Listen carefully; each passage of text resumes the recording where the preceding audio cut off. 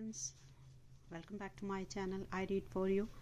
अपने इस चैनल पर हम यूपी टीजीटी पीजीटी से रिलेटेड जो कॉन्सेप्ट्स हैं उनको एक्सप्लेन कर रहे हैं और बहुत ही छोटी छोटी वीडियोस में उनको एक्सप्लेन किया जा रहा है ताकि स्टूडेंट्स का समय ज़्यादा ना लिया जाए।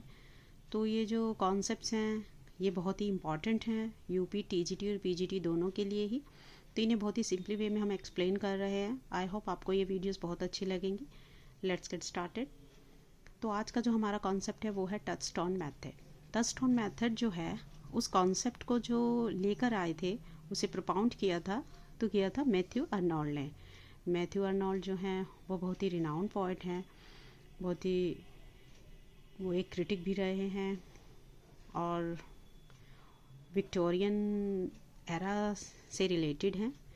तो ये जो टचस्टोन मेथड है ये एक क्या है, comparative method of criticism. Criticism means जब किसी भी पोइट के वर्क को उठाकर जब कोई एक क्रिटिक उसको क्रिटिसाइज करता है, क्रिटिसाइज यानी कि उसकी निंदा करता है, यानी कि वो उसको कंपेयर करता है, उसकी जो पॉइंट्स है उनको एक्सप्लेन करता है, उनको हर पॉइंट ऑफ व्यू से पॉइंट ऑफ व्यू से नहीं, वो एक राइटर के पॉइंट ऑफ व्यू से देखता है और वो उसको कंपेयर करता है। कंपेयर किससे करता है?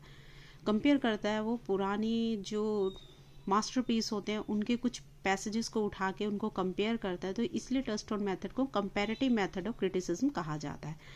कंपेयर किया जाता है इसलिए कंपैरेटिव मेथड ऑफ क्रिटिसिज्म कहा जाता है। टचस्टोन इसलिए कहा गया है जैसे कि सोने को परखने के लिए उसे घिसा जाता है एक पत्थर के साथ, तो उसी सेंस में टचस्टोन मेथड का यूज़ किया गया है।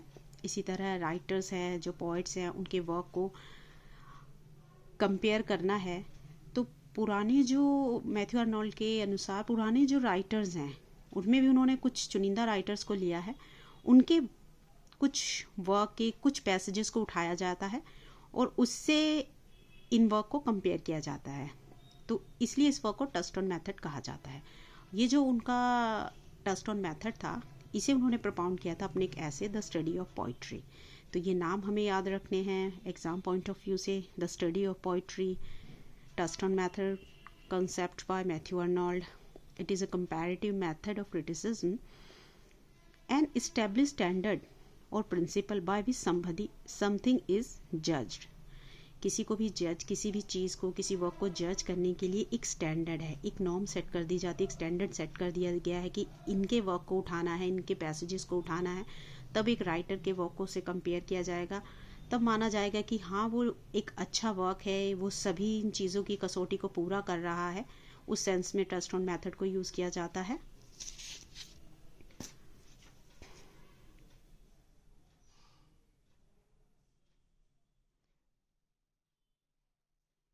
According to this method, in order to जज अ पोइट्स वर्क प्रॉपरली, कि कोई भी पोइट का वर्क है उसको अच्छे तरीके से हम जज कर रहे हैं, उसको जांच रहे हैं हर तरीके से। A critic should compare it to passages taken from works of great masters of poetry.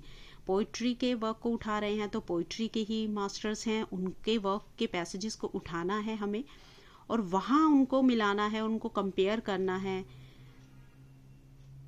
And these passages should be applied has touchstones to other poetry. और ये जो पैसेजेस हमने ग्रेट राइटर्स के पास्ट, मतलब पुराने जो हमारे राइटर्स हैं उनके जो वर्क के पैसेजेस हमने उठाए हैं, इन्हें एज अ टचस्टोन हमने यूज़ करना है पोइट्री, जो अदर राइटर्स हैं उनकी पोइट्री को जज करने के लिए, उनको कंपेयर करने के लिए।